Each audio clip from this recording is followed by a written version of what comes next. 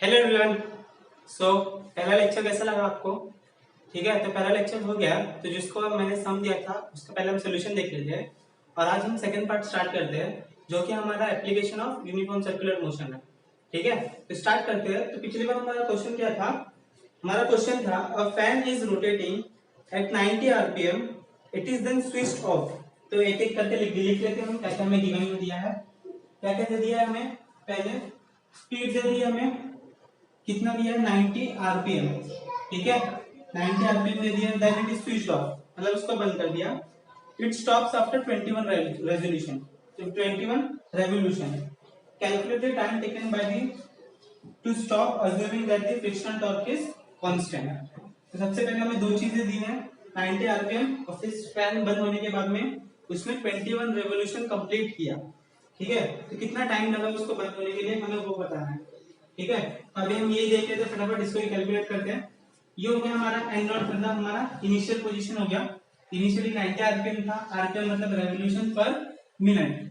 अभी हम इसको क्या करेंगे, सेकंड्स में कन्वर्ट करेंगे। सेकंड्स में कैसे कन्वर्ट करते हैं, 90 को हम डिवाइड कर देंगे 60 से, तो हमारे पास क्या मिल जाएगा, कैंसिल हो गया। क्या बचा हमारे पास, 1 पॉइंट क्या बचा 1.5, फटाफट 1.5 आरपीएस, करेक्ट, रेवोल्यूशन पर सेकंड्स में आ गया। और हमारे पास क्या था, omega naught angular speed initially क्या थी हमारी। ठीक है, तो उसके लिए भी हमारे पास फॉर्मूला था।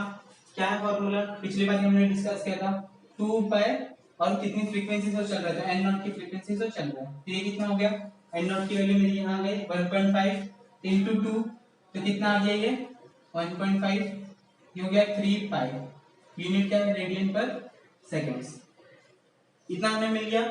ये हो गया इनिशियल पार्ट। फिर बंद होने के बाद में क्या क्या होता है, बंद होने के बाद में पहले हमें क्या चाहिए, हमें डिस्प्लेसमेंट देखना है कि कितना डिस्प्लेसमेंट हुआ, एंगुलर डिस्प्लेसमेंट। तो उसके लिए फॉर्मूला क्या है हमारे पास, सिंपली हमारे पास फॉर्मूला क्या आ जाएगा, सेम। ठीक है, 2 पाई पूरा रोटेट किया, कितना डिस्प्लेस किया, यहाँ से स्टार्ट किया फिर से यहीं पर आया, पूरा 360 रोटेट किया 2 पाई। कितनी स्पीड से कितना कितना रेवोल्यूशन से इसने स्पीड में क्या क्या किया, रिवॉल्व किया, वो कितना दिया हमें 21। तो 2 पाई इंटू 21 कितना हो गया ये 42 पाई। सही है। फिर हमारी एंगुलर स्पीड कितनी थी, स्टॉप हो गया, मतलब कितना था, 0 था। ठीक है, तो ये हमारे पास स्टार्टिंग का सॉल्यूशन आ गया। इसके बाद में हमारे बुक में दे दिया है कि यूज एनालॉगस, ठीक है, काइनेटिक इक्वेशंस में। तो बहुत इजी है, आप लोगों ने ध्यान नहीं दिया, लेकिन ये देखो हमारे पास इक्वेशंस है जो हम यूज करने वाले हैं। v square is equals to u square plus 2as, ये हमारा काइनेमेटिक इक्वेशन है। ठीक है, इसको हम अभी हमने वेलोसिटी लिया है, हम यहाँ पर एंगुलर वेलोसिटी लेंगे, इनिशियल एंगुलर वेलोसिटी और फाइनल एंगुलर वेलोसिटी। तो फाइनल के लिए हम डोनेट कर देंगे ओमेगा से और इनिशियल के लिए नॉट से, ओमेगा नॉट स्क्वायर अल्फा। ठीक है, एक्सेलरेशन यहाँ पर लीनियर एक्सेलरेशन है, हमने क्या बोला था, एंगुलर एक्सेलरेशन। यहाँ पर एस मतलब डिस्प्लेसमेंट है, हमने एंगुलर डिस्प्लेसमेंट थीटा से डिनोट किया था। ठीक है, तो ये हमारे पास फॉर्मूला आ गया। इसी को क्या किया हमने, मॉडिफाई किया, ओमेगा स्क्वायर यहाँ से यहाँ पर उसको ले लिया minus omega not square is equals to 2 alpha theta. ठीक है, फिर मैंने बाकी सबको भी यहाँ पर शिफ्ट कर दिया, तो मेरे पास क्या बचा, omega square minus omega not square divide by 2 और थीटा साइड में आ गया, मेरे पास मिल गया अल्फा का एक इक्वेशन। ठीक है, alpha is equals to omega square minus omega not square divide by 2 theta. ठीक है, तो ये हमारा इस इक्वेशन से हमें ये वैल्यू मिल गई अल्फा की, और हमें और एक वैल्यू पता है। ठीक है, उसका डेफिनेशन से ये सब नोट डाउन कर लो। तो डेफिनेशन से हमें क्या पता है, अल्फा के डेफिनेशन से एंगुलर एक्सेलरेशन से, कि it is nothing but change in angular velocity upon time.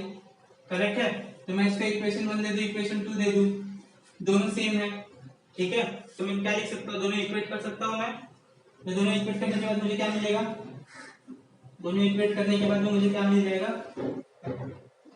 दोनों इक्वेट किया तो हमें क्या मिल जाएगा, ये भी अल्फा ये भी अल्फा, तो क्या मिल जाएगा omega minus omega not upon T is equals to omega square minus omega not square upon 2 theta. ठीक है, यहाँ पर वैल्यू रख दी, ओमेगा की वैल्यू क्या थी 0, ओमेगा नॉट की वैल्यू 3 पाई। ठीक है, ये देखो यहाँ पर है, टी का वैल्यू में फाइंड आउट करना है, इसका वैल्यू क्या है हमारे पास 0 का स्क्वायर माइनस 3 पाई का स्क्वायर अपॉन 2, थीटा का वैल्यू क्या था हमारे पास 42 पाई जो हमने निकाला था अभी। ठीक है, क्रॉस मल्टीप्लाई कर लो, इसको हटा दो। क्रॉस मल्टीप्लाई करने के बाद आपको टी का वैल्यू मिलेगा, ये यहाँ पर मल्टीप्लिकेशन आ जाएगा, ये डिवीजन में आ जाएगा। स्क्वायर ले लेना आप लोग सिंपली, तो टी का वैल्यू कुछ अराउंड 28 सेकेंड्स आएगा। ठीक है, जैसे जैसे आप पाई का वैल्यू रखोगे वैसे वैसे थोड़ा 28 का वैल्यू चेंज होगा, 27.95, 27.98। ठीक है, तो उस हिसाब से अप्रोक्सीमेट वैल्यू अपना 28 आएगा। करेक्ट है? हो गया ये सम? देख लो, नोट डाउन कर लो फटाफट। कर लिया नोट डाउन? चलो आगे हम देखते हैं अभी। अब इसके बाद में आज हमें स्टार्ट करना है एप्लीकेशन। एप्लीकेशन के साथ स्टार्ट करना है। आज हम 2 एप्लीकेशन कवर करेंगे। ठीक है, एक मॉक अप हुआ और उससे पहले हॉरिजॉन्टल प्लेन में सर्कुलर ट्रैक में जब हमारी गाड़ी चलेगी, तो उससे पहले कुछ मुझे बेसिक्स बताना है। ठीक है, आप लोगों को थोड़ा समझ में नहीं आता तो मुझे 11th का थोड़ा बेसिक भी बताना पड़ेगा। ठीक है, तो स्टार्ट करते हैं। सबसे पहले बेसिक देख लेते हैं, फिर बाद में इक्वेशंस पे जब मारेंगे तो फटाक से समझ जाएगा। तो बेसिक क्या है, हमने 11th में 4th चैप्टर में देखा था एफबीडी। क्या देखा था हमने? एफबीडी। एफबीडी क्या था? ये free body diagram. Free body diagram. अभी ये फ्री बॉडी डायग्राम जिसको बनाने आता है वो 5 मिनट आगे करके आगे का वीडियो देख लेना। ठीक है, जिसको नहीं आता वो अच्छे से सुनो। क्या था इसमें? सिंपली हमारे पास 3 रूल थे। क्या क्या था? सबसे पहले इक्विलिब्रियम। ठीक है, इक्विलिब्रियम मतलब स्टेबल। ठीक है, इक्विलिब्रियम ऑफ फोर्सेस मतलब जितनी भी फोर्स इस ऑब्जेक्ट पे जितनी भी फोर्स लग रही है, ठीक है, सबकी वैल्यू मिला के क्या हो रही है? 0 हो रही है। ठीक है, बैलेंस आउट हो जाती है, तो उसको हम क्या कहते हैं? Equilibrium of forces. मतलब मैं इसको और टेक्निकली क्या बोल सकता हूँ? सब्मिशन ऑफ एक्स डायरेक्शन वाली फोर्स 0 हो जाएगी, सब्मिशन ऑफ वाई डायरेक्शन वाली फोर्स अब 0 हो जाएगी। ठीक है, इसको और अच्छे से समझने की कोशिश करते हैं। इक्विलिब्रियम, मेरे पास एक मास रखा है m। ठीक है, उसके एक्स डायरेक्शन में भी कुछ फोर्स लग रहा है, ऊपर भी कुछ फोर्स लग रहा है, यहाँ पर भी कुछ फोर्स लग रहा है, नीचे भी कुछ फोर्स लग रहा है।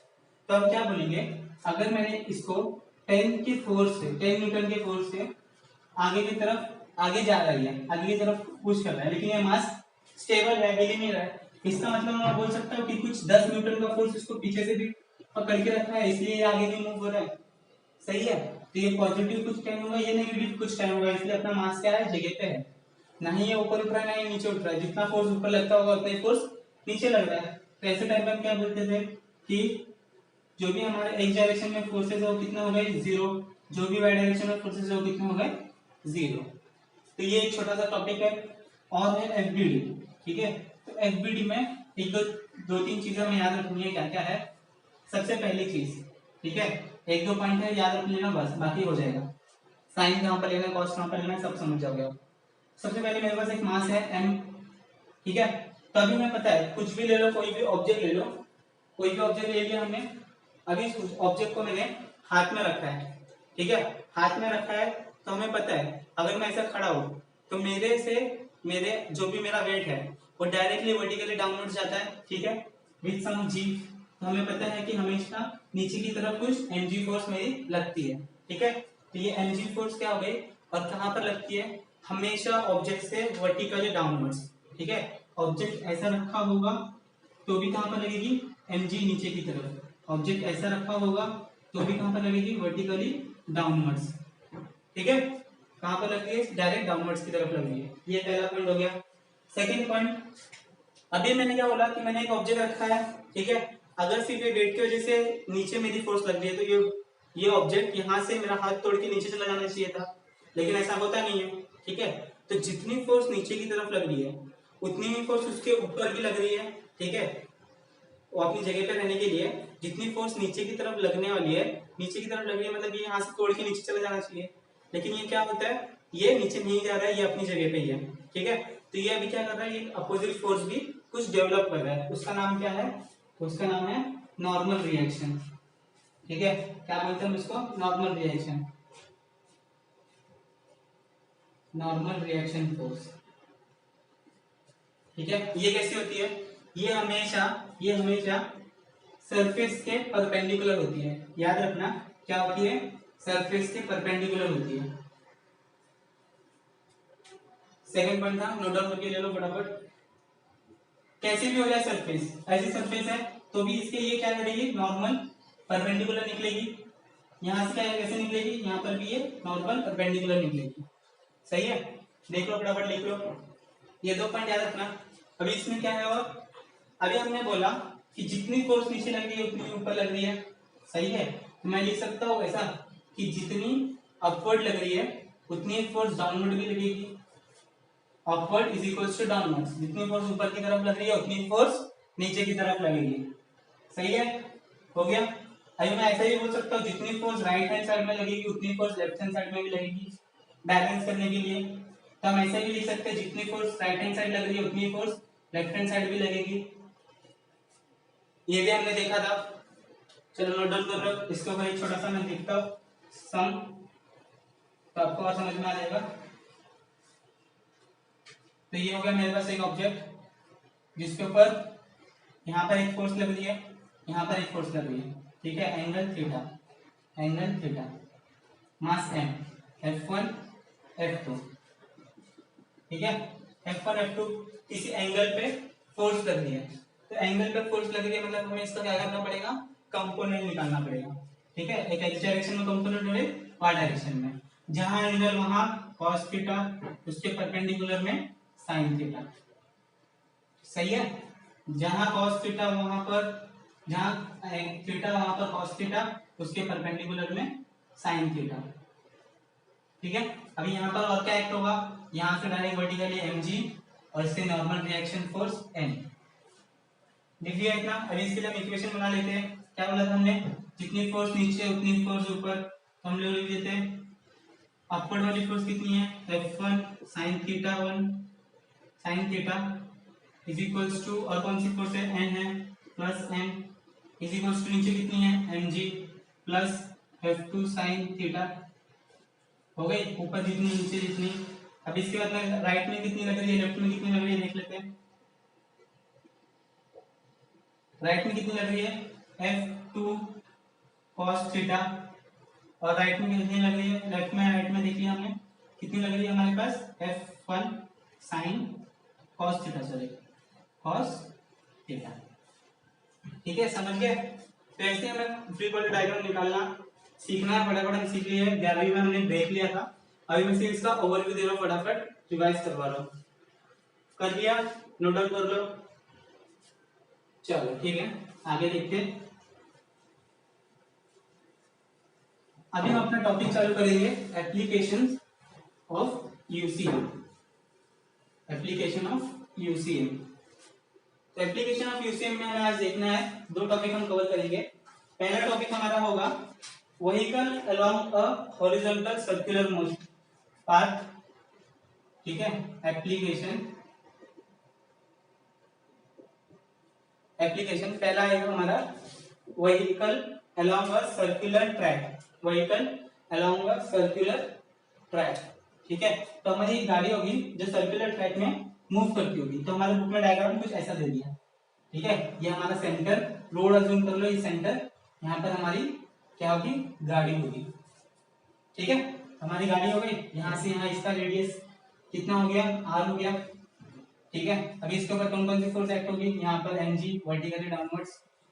ठीक है, और क्या होगा बताते जाओ फटाफट, और ऊपर की तरफ n, और यहाँ पर और एक रूल आ जाएगा, कौन सा रूल, फ्रिक्शन का रूल।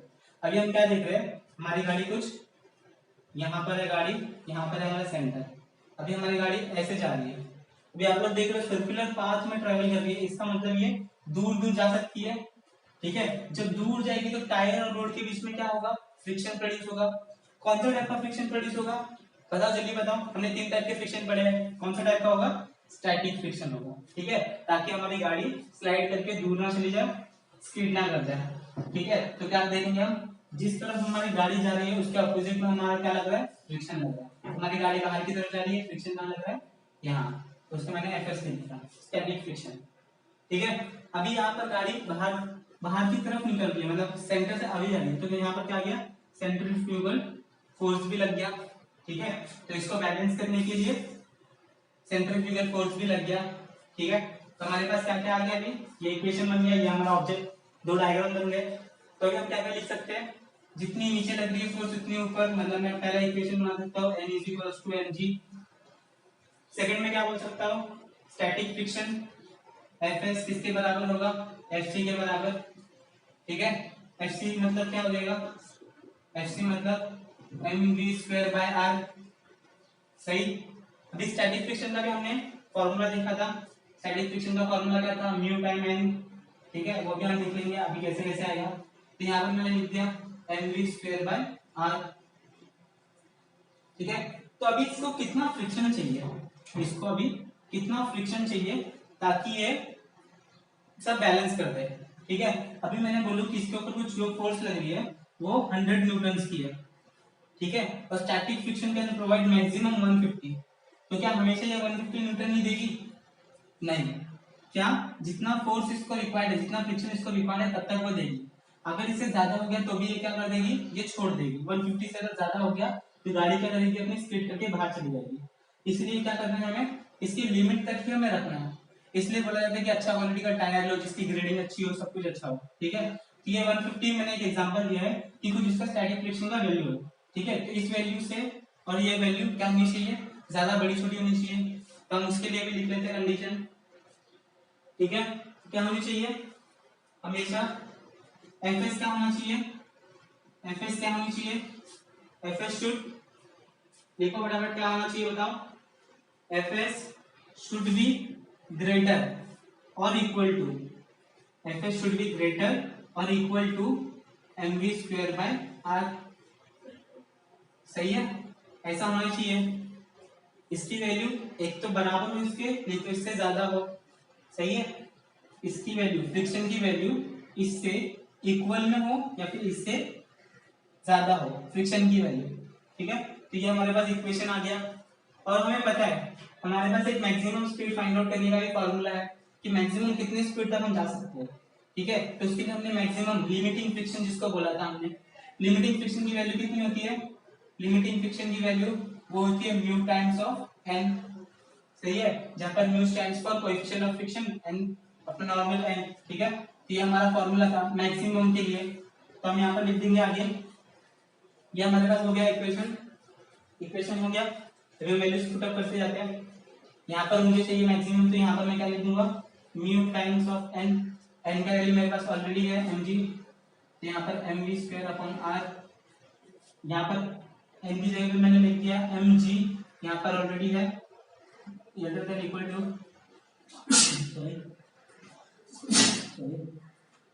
M V square. ठीक है, एम एम कैंसिल हो गया, बचा गया, बचा गया यहाँ पर बचा mu times mu G greater than equal to V square by R. इतना बचा। तो अभी हमने क्या किया, मैक्सिमम वेलोसिटी, क्योंकि हमने मैक्सिमम फ्रिक्शन किया है तो हमें मैक्सिमम फ्रिक्शन रहेगा तो हमें मैक्सिमम वेलोसिटी मिलेगी। तो उसके लिए हम क्या देख सकते हैं, इसके लिए हम क्या देख रहे हैं, ये हमें मिल गया, ये यहां से आ गया mu G greater than equal to V square by R. यार यहाँ पर चला गया, तो हम बोल सकते हैं अगर हमें मैक्सिमम वेलोसिटी चाहिए, for maximum velocity V max लिख देता हूं मैं जिसको, V square is equals to आ गया, जितना मैक्सिमम फ्रीक्वेंसी होगा उतना ही हमारा मैक्सिमम फ्रिक्शन होगा। तो ये हो गया मैक्सिमम स्क्वायर, ये मैंने यहाँ पर रख दिया म्यू जी आर। ठीक है, मैक्सिमम के लिए, मैक्सिमम के लिए मेरे पास ये फॉर्मूला आ गया, स्क्वायर हटाना तो V max is equals to under root of mu G R. ये हमारे पास फॉर्मूला आ गया। ठीक है, अगर मैक्सिमम स्पीड चाहिए तो नोट डाउन कर लो, ये नोट डाउन कर लो, कर लिया नोट डाउन। चलो, ये हमारा पहला हो गया। कुछ डाउट होगा तो कमेंट सेक्शन में पूछ लेना। ये कंडीशन हमने क्या किया, यहाँ से मैक्सिमम वैल्यू पकड़ी है इसलिए मैंने इक्वल्स टू साइन डाल दिया। ठीक है, मैक्सिमम स्पीड के लिए मैक्सिमम मेरे को इतना फ्रिक्शन चाहिए, इतनी इतनी वैल्यूज चाहिए।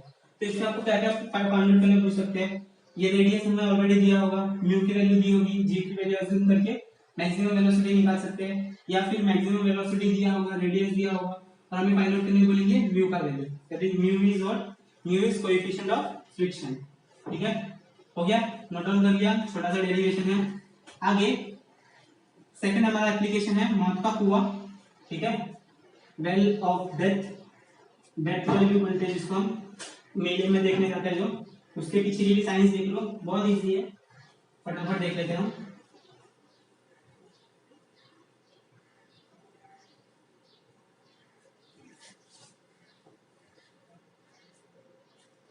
तो अभी देखो क्या बोला मैंने, वेल ऑफ डेथ या फिर मौत का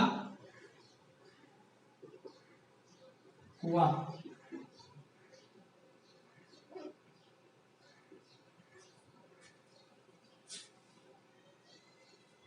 ठीक है, मौत का कुआं देख लेते हैं कैसा दिखता है। एक सर्कुलर वॉल्यूम टाइप का होता है। ठीक है, इसमें भी हमने इसको क्या किया है, जो भी गाड़ी थी उसको हमने एक पॉइंट मास पॉइंट बना दिया। ठीक है, जो कि ऐसे घूम रहा है। ठीक है, जो कि पूरा ऐसा घूम रहा है। ठीक है, तो अभी हमें क्या क्या करना है इसमें, तो अभी हमें क्या क्या पता है। ठीक है, ये गाड़ी यहाँ पर है, वर्टिकली डाउनवर्ड्स का लगेगा mg, और क्या लग रहा है, और क्या लग रहा है, इस सरफेस पे ऐसी गाड़ी है तो नॉर्मल कहाँ पर लगेगा, नॉर्मल ऐसे अंदर की तरफ लगेगा, सेंटर r, ये हो गया नॉर्मल n। ठीक है, सेंटर की तरफ लग रहा है, टुवर्ड्स द सेंटर, मतलब n क्या हो गया हमारा, सेंट्रीपिटल हो गया। ठीक है, सेंट्रीपिटल लेके हम कर सकते हैं आगे। और क्या लग रहा है, गाड़ी नीचे नहीं गिर रही है, गाड़ी नीचे नहीं गिर रही है, इसका मतलब अपवर्ड्स की तरफ क्या लग रहा है मेरा, स्टैटिक फ्रिक्शन। ठीक है, गाड़ी को नीचे नहीं जाने दे रहा है, नीचे गिरने से पहले क्या कर रहा है, जो भी हमारा ये है प्लेटफॉर्म है उसको क्या कर रहा है, वो ऊपर की तरफ खींच रहा है। ठीक है, तो स्टैटिक फ्रिक्शन हमारा ऊपर की तरफ आ रहा है।